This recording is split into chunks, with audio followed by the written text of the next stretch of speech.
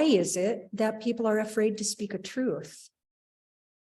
And it's primarily because people are afraid of losing something. It's why they don't speak their truth. And you might ask, well, what are they afraid of losing? And frankly, there are only a few choices, really. One is your love. They're afraid of losing your love, or your friendship, or the relationship that is important to them and special.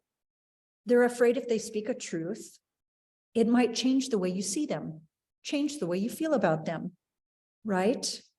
Maybe they'll lose something that they perceive of as security and stability, like literally a job or a relationship.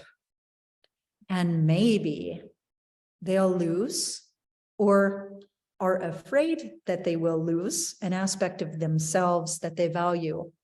There's something I value about myself, about the way you see me, and if I tell you the truth, you might not see me in this way that I value.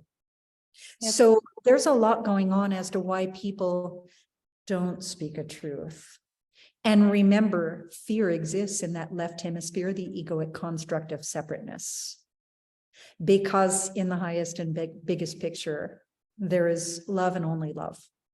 So, and to the extent I'm almost concerned about just slipping this in real quick, because each thing I add brings in kind of the bigger talking points.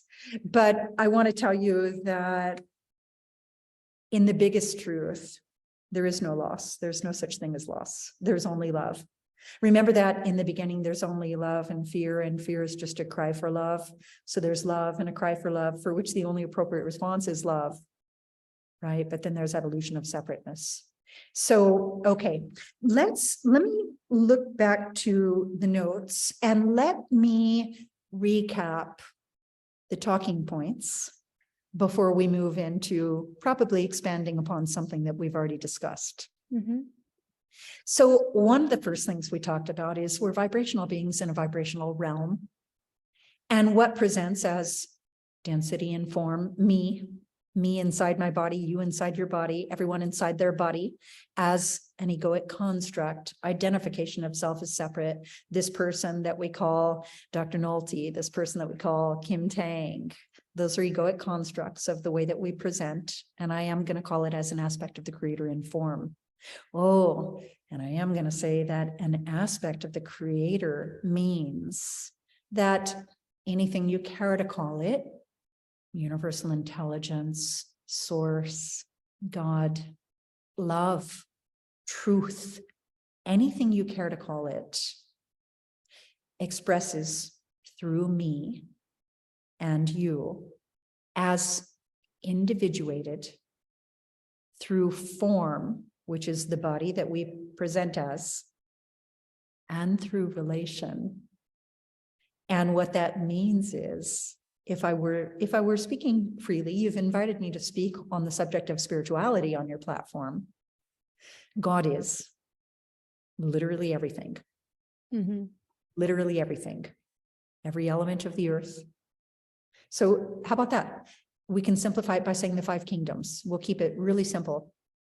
Every mineral, every element of the earth, every living being, including the plants, including the animals, including humans, and including energies, which can be depicted by deities. That might be a different conversation. So God is in me, through me, as me, and in you, through you, as you, and you and I in relation to each other. Mm-hmm. Okay. And so if I'm receiving you on every level of being, if I'm receiving you on the level of the mind with your most authentic expression, the outpicturing of your consciousness, the way that you truly feel and the way that you perceive yourself, we'll call that spirit, then I'm going to receive you and know you as love and your right to be exactly as you are. Mm-hmm. So we've talked about that platform. We've talked about the platform of the chakras, which are the energy centers of the body that we attribute to certain energies of your connection to the earth and all living beings on it. the harmony of energies between masculine and feminine, and creation and creativity. The solar plexus chakra is what I'm going to call your connection to your life force and source before this life and after, the eternal truth of who you are, and the heart, and the love of all of humanity, and the expression of it, and the ability to see through the mind's eye of love and only love, union and only union. And then you're receiving from the collective. So I like to think of that really kind of open, activated, and balanced being who's fully expressed on every level of being in the most authentic truth as being kind of like tethered between the core and the cosmos. So your feet firmly rooted on the earth, connected to all living beings, and knowing your purpose, knowing who you are in truth, coming from love as you express it, and also in receiving.